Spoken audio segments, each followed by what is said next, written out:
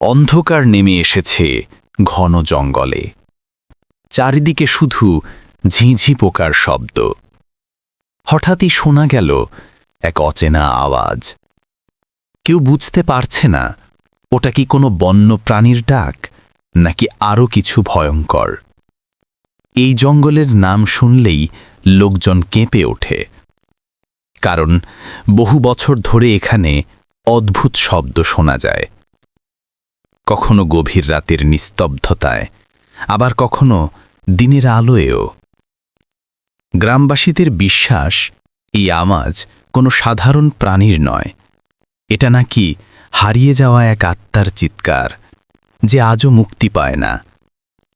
অনেকে বলে যারা এই আওয়াজের পেছনে যেতে চেয়েছে তারা আর কখনো ফিরে আসেনি। তাদের কি হয়েছিল সেটা আজ রহস্য। কিছু গবেষক অবশ্য দাবি করেন এটা হয়তো বাতাস আর গাছের পাতার খেলা।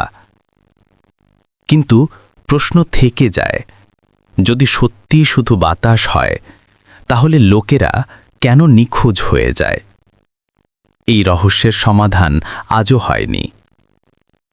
আপনি যদি একদিন সেই জঙ্গলের ভেতরে যান আর হঠাৎ সেই আওয়াজ শুনতে পান, তাহলে কি সাহস করবেন এগিয়ে যেতে, নাকি দৌড়ে পালাবেন?